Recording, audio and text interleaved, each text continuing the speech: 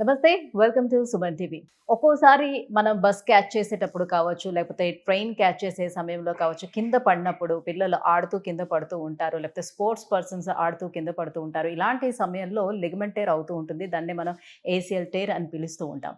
So ఈ ligament tear అయినప్పుడు వెంటనే సర్జరీ చేయించుకోవాల్సిన అవసరం ఎంత మేరకు ఉంటుంది? సో సర్జరీ లేకుండానే నాన్ సర్జికల్ ట్రీట్మెంట్ అయినటువంటి పీఆర్పీ మనకి ఏ రకంగా ఉపయోగపడుతుంది? సో ఈ ఈ దీనికి ట్రీట్మెంట్ తీసుకోకుండా కూడా ఇది సెట్ అయ్యే అవకాశం అసలు ఉంటుందా? సో ఈ విషయాలన్నీ కూడా క్లారిఫై చేసుకుందాం. మనతో పాటు ఉన్నారు డాక్టర్ సునీల్ ధారా గారు from EPN pain management, Jubilee Hills. Hello sir. Hi. Sir, ligament tear sir చాలా మందికి ఉన్నటువంటి భయం ఏంటంటే లిగమెంట్ టేర్ అయితే డెఫినెట్గా మనం తర్వాత మళ్ళీ నడవడానికి, స్టెప్స్ ఎక్కడానికి వీటన్నిటికీ కూడా చాలా ప్రాబ్లం అయిపోతుంది. కాబట్టి ఇమ్మీడియట్గా సర్జరీకి వెళ్ళిపోదాం అని అనుకుంటూ ఉంటారు. నిజానికి లిగమెంట్ టేర్ ఎందుకు అవుతుంది? లిగమెంట్స్ అనేది ఏ రకంగా మనకి హెల్ప్ చేస్తాయి మన మోకిళ్ళకి? ఇప్పుడు నీ జాయింట్ పెద్ద జాయింట్, బిగ్ జాయింట్, బోలాబాలా జాయింట్. ఎందుకంటే నీ జాయింట్లో 2 బోన్స్, ఒక మెనిస్కస్, కార్టిలేజ్, కొన్ని లిగమెంట్స్, కొన్ని మజిల్స్, ఇంకేముండదు. చిన్న చిన్న నర్వ్స్ ఉంటాయి, చిన్న చిన్న బ్లడ్ వెజల్స్ ఉంటాయి. వీటిలో చాలా ముఖ్యమైనది లిగమెంట్. సో 2 పెద్ద లిగమెంట్స్ సైడ్ నుంచి పోతుంటాయి, కొలేటరల్ లిగమెంట్స్. లోపల 2 లిగమెంట్స్ ఉంటాయి. ఒకటి యాంటీరియర్ ఉండేది, యాంటీరియర్ క్రూషియేట్ లిగమెంట్. వెనకాల ఉండేది పోస్టీరియర్ క్రూషియేట్ లిగమెంట్. ఈ లిగమెంట్స్ అన్నీ కూడాను నీ జాయింట్ని ఇంటాక్ట్గా పెట్టడం కోసం, నీ జాయింట్కి స్టెబిలిటీ ఇవ్వడం కోసం. ఎందుకంటే బరువు అంతా దీని మీద పడుతుంది, పరిగెత్తడం, దుంకడం అన్నీ మనం దీంట్లో చేస్తుంటాం. సో దీనికోసము ఈ లిగమెంట్స్ ఉంటాయి. సో ఎప్పుడైనా దెబ్బ తగిలింది కట్ అవుతాయి లిగమెంట్స్.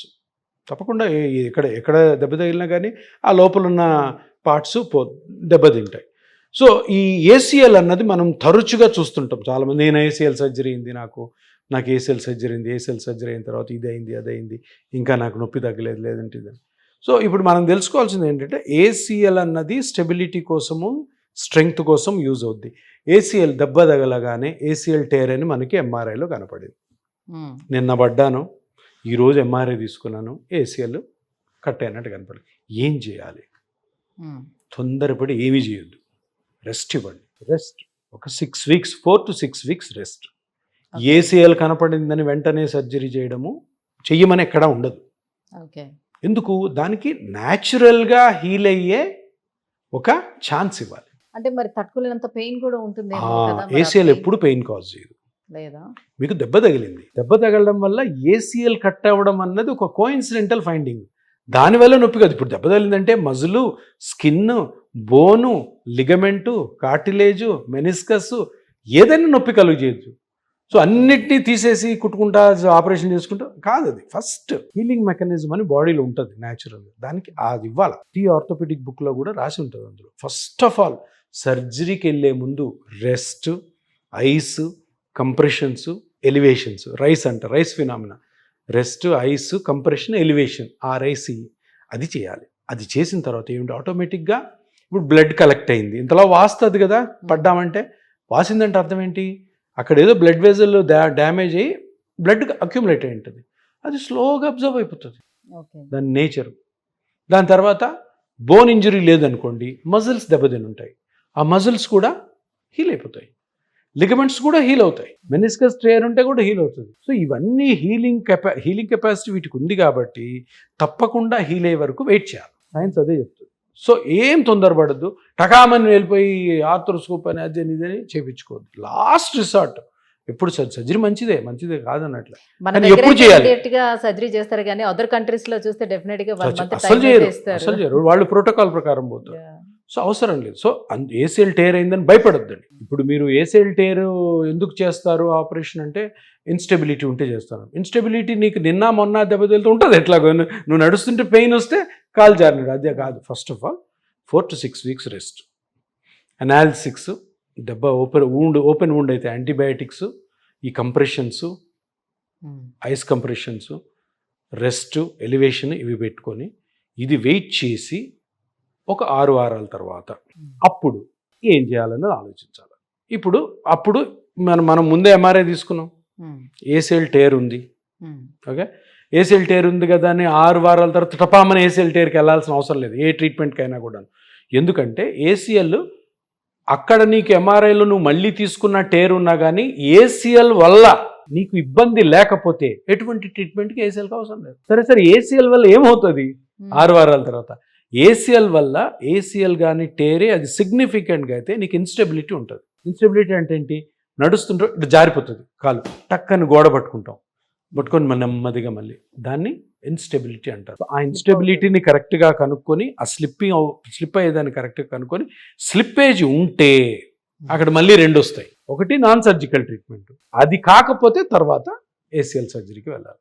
ఇన్ కేస్ ఇన్స్టెబిలిటీ లేదు, మీ ఎంఆర్ఐలో ఏసీఎల్ టేర్ ఉంది, ఏం అవసరం లేదు, వెయిట్. ఇన్స్టెబిలిటీ ఉంటేనే సరే. పడేటప్పుడు దెబ్బ తగలలేదు, మనకి ఏమి బ్లడ్ అక్కడ ఏమి క్లాట్ రావట్లేదు, సో ఉండేం లేదు, లోపల టేర్ అయ్యింది, పెయిన్ వస్తుంది. సో ఈ పెయిన్కి చాలామంది ఒక వారం రోజులు 2 వారాల్లో చూశారు, పెయిన్ తగ్గలేదు, ఫిజియోథెరపీకి వెళ్ళి చూద్దాము అని అనుకుంటారు. పెయిన్ ఉంటుండగా ఫిజియోథెరపీ చేయించుకుంటే ఏమైనా ప్రమాదం? నేనేమన్నాను, రెస్ట్, రైస్ ఫినామినా అన్నాను కదా. First rest, no physiotherapy initial స్టేజెస్లో, నో.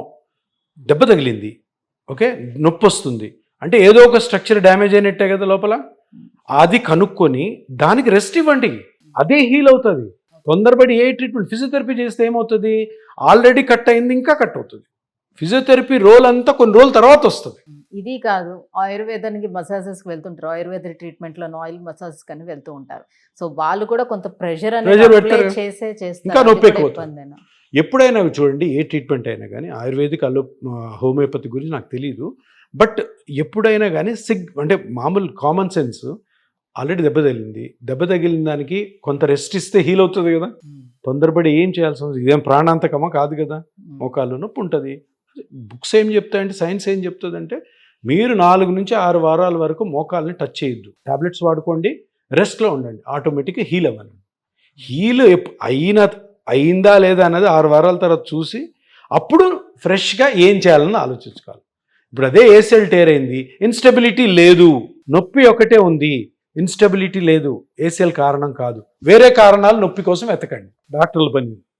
అది సాఫ్ట్ టిష్యూ లైక్ మజిల్ ఏమైనా డ్యామేజ్ వల్ల, కొలేటరల్ లిగమెంట్స్ డ్యామేజా, మెనిస్కస్ డ్యామేజా, కార్టిలేజ్ పోయిందా, టెండాన్స్ ఏమైనా పోయా, బ్లడ్ అక్యుములేషన్ ఇంకా ఉండి కాలేదా, అబ్జార్బ్ కాలేదా, ఇది కనుక్కోవాలి.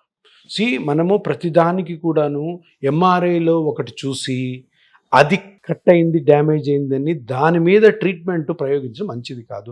తప్పకుండా పెయిన్ జనరేటర్, ఏ స్ట్రక్చర్ అయితే పెయిన్ని కలుగజేస్తుందో దాన్ని ఐడెంటిఫై చేయాలి. బాడీలో ఎక్కడైనా కూడా మనకి ఈ సర్జికల్ మాడ్యూల్ ఉంది, లేదంటే ఈ ట్రీట్మెంట్ ఉంది కదా అని బ్లైండ్గా వేయడము, అరే ఏసీఎల్ టేర్ అయిందని ఎంఆర్ఐలో కనపడింది ఏసీఎల్ మీద తీసుకుపోయి పిఆర్పి వేయడం మంచిది కాదు. మీరు డాక్టర్గా కనుక్కోవాలి. ఈరోజు 6 వారాల తర్వాత రెస్ట్ ఇచ్చినా కూడాను ఈ పేషెంట్కి నొప్పి ఉంది, ఇన్స్టెబిలిటీ లేదు, ఏసీఎల్ సర్జరీ పక్కన పెట్టండి, ఈ నొప్పి కారణం కనుక్కోండి, అందులో ఏ స్ట్రక్చర్ వలన అయిండొచ్చు, దానికి ట్రీట్మెంట్ ఇవ్వాలి.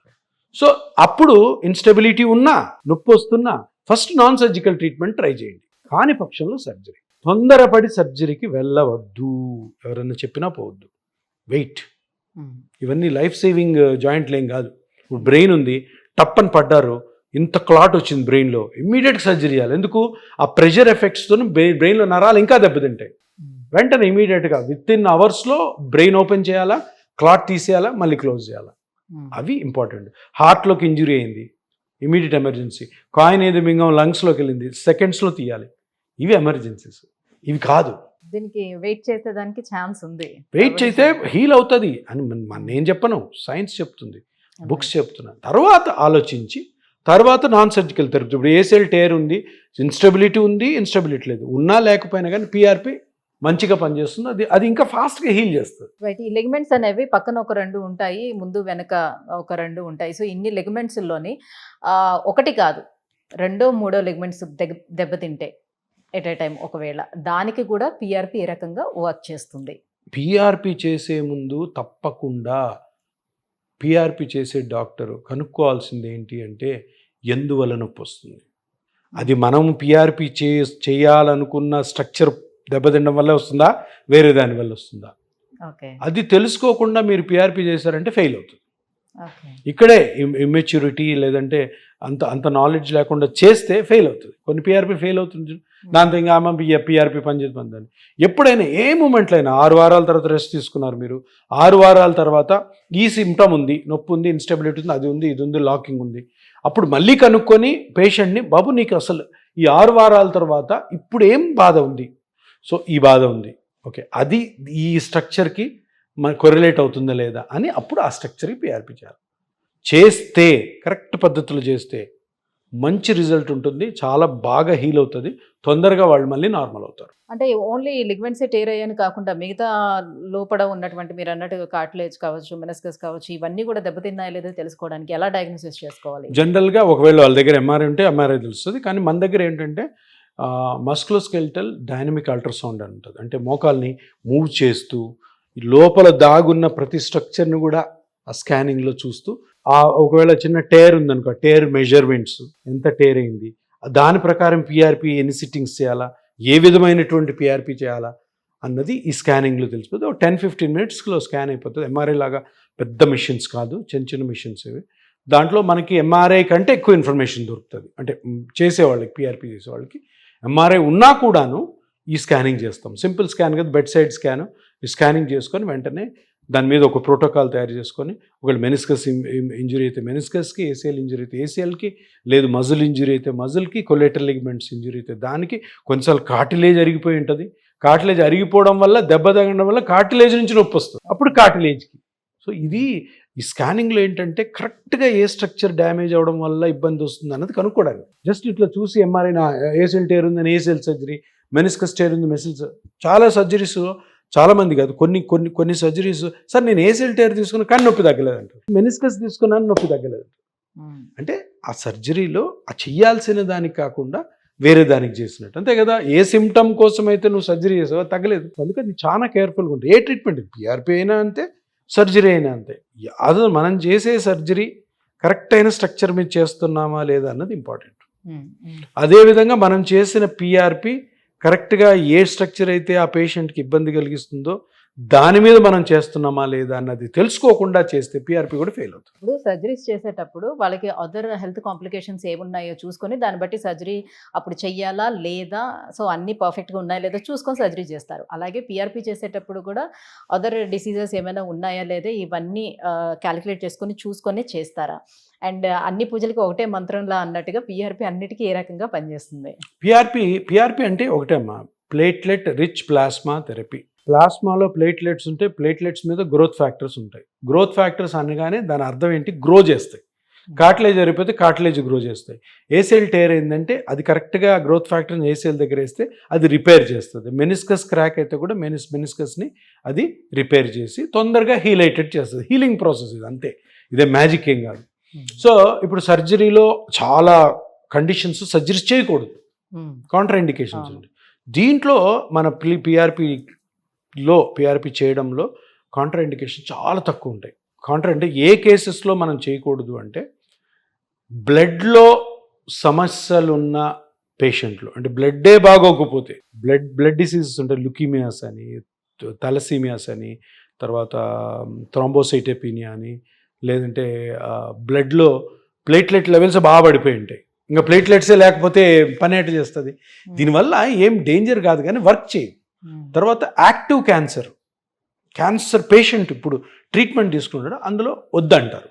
ఒకవేళ చెయ్యాలి అనుకుంటే చాలా కేర్ఫుల్గా పేషెంట్కి ఎక్స్ప్లెయిన్ చేసి చేయాలి. హీల్ అయిపోయి క్యూర్ అయిపోయి ఉంటుంది క్యాన్సర్, చేసుకోవచ్చు.